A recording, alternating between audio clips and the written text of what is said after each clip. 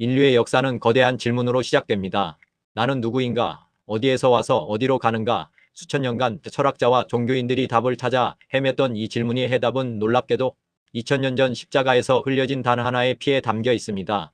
이 피는 인류에게 가장 깊은 신비이자 가장 위대한 축복입니다. 지난 시간 우리는 이 보혈의 신비에 담긴 6가지 핵심 메시지를 나누었습니다. 오늘은 그 모든 메시지를 통합하여 우리의 근원적인 문제와 그에 대한 완벽한 해결책, 그리고 구원받은 자의 새로운 삶까지 보혈의 신비를 종합적으로 정리하여 묵상하고자 합니다.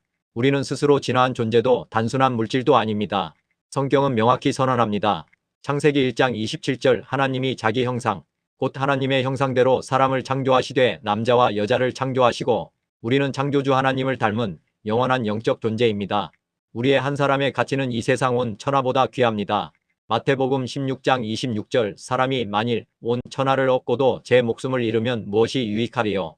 당신은 온 천하와도 바꿀 수 없는 가치를 지닌 존재입니다. 그러나 죄가 들어왔을 때 이 놀라운 존재에게는 치명적인 변화가 일어났습니다. 하나님이 떠나시자 우리의 영은 죽었고 우리는 나무에서 끊어진 가지와 같은 신세가 되었습니다. 영의 지배를 잃은 인간은 육신의 정욕, 안목의 정욕, 이생의 자랑을 쫓아 스스로 열매 맺지 못하고 사망에 이르는 존재로 전락했습니다. 이것이 우리 모두의 근원적인 문제가 되었습니다. 우리의 죄는 일상의 사소한 잘못이 아니었습니다. 그것은 창조주 하나님을 대적하고 마귀를 주인으로 삼은 반란죄, 즉 쿠데타였습니다. 이 죄의 대가는 인간이 짊어질 수 없는 십자가형 가장 악랄한 형벌이었습니다. 예수님이 당하신 십자가의 고난은 우리의 죄가 얼마나 무서운지를 보여주셨습니다. 그러나 동시에 십자가는 하나님의 크고 깊은 사랑의 표현이었습니다. 이사야 53장 5절 그가 찔림은 우리의 허물 때문이요 그가 상함은 우리의 죄악 때문이라 그가 징계를 받음으로 우리는 평화를 누리고 그가 채찍에 맞음으로 우리는 나음을 받았도다. 하나님은 원수 되었을 때 독생자 예수님을 죽기까지 내주셨습니다. 로마서 5장 10절 곧 우리가 원수 되었을 때에 그의 아들의 죽으심으로 말미암아 하나님과 화목하게 되었은즉 구약의 짐승의 피는 죄를 지을 때마다 반복적으로 드려야만 하는 일시적인 용서의 방법이었습니다. 마치 물이 새는 낡은 관처럼 죄는 계속 흘러나왔습니다. 하나님은 우리 죄를 영원히 사하시기 위해 히브리서 9장 12절 말씀 염소와 송아지의 피로 하지 아니하고 오직 자기의 피로 영원한 속죄를 이루사 단번에 성소에 들어가셨느니라 말씀하십니다. 아들 예수님을 속죄양으로 보내셔서 십자가에 죽게 하시고 부활하게 하사 아들의 피를 가지고 하늘 성소에 들어가셔서 영원한 속죄를 단번에 이루셨습니다. 이 피로 맺은 새 언약은 인간의 행위가 아닌 하나님의 일방적인 약속입니다. 예레미야 31장 33절 그러나 그날 후에 내가 이스라엘 집과 맺을 언약은 이것이니 곧 내가 나의 법을 그들의 생각에 두며 그들의 마음에 기록하리라. 나는 그들의 하나님이 되고 그들은 내 백성이 될 것이라.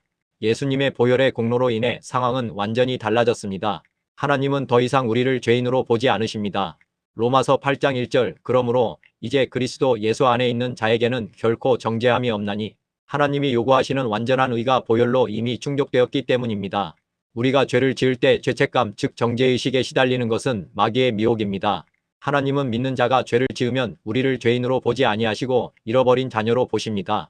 우리가 회개하고 자백하는 것은 하나님께 용서를 구하는 행위가 아니라 이미 용서받은 사실을 인정하며 마귀가 심어놓은 죄책감을 스스로 씻어내는 행위입니다.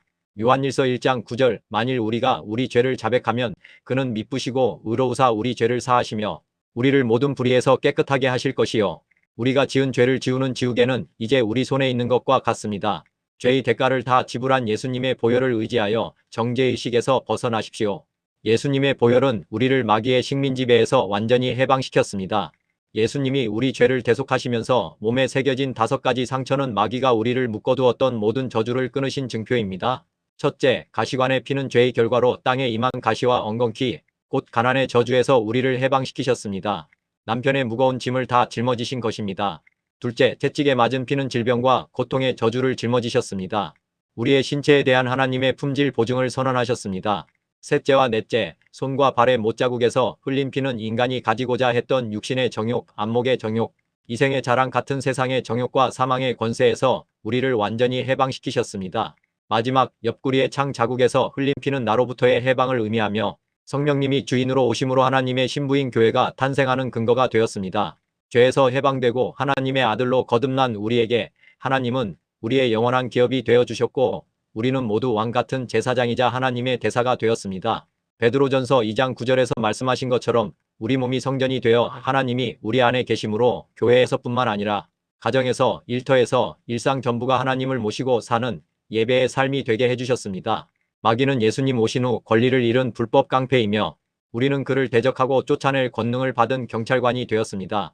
야고보서 4장 7절 그런즉 너희는 하나님께 복종할지어다. 마귀를 대적하라. 그리하면 너희를 피하리라. 보혈의 능력을 믿고 승리의 삶을 사십시오. 예수님의 보혈의 신비는 단순한 종교적 교리가 아닙니다. 그것은 우리의 정체성, 죄의 근본적인 문제, 그리고 그 모든 것을 완벽히 해결한 하나님의 사랑이 담긴 구원의 역사입니다. 보혈의 공로로 우리는 마귀의 식민지에서 해방되어 하나님의 자녀로, 하늘에 속한 자녀로 변화되었습니다. 이 6가지 핵심 메시지를 마음속에 새기시고 보혈을 믿는 믿음으로 정죄에서 벗어나 승리하는 왕같은 제사장의 삶을 사시길 축원합니다. 더 깊은 묵상을 원하시면 다른 쇼츠 영상도 확인해 보시기 바랍니다. 감사합니다.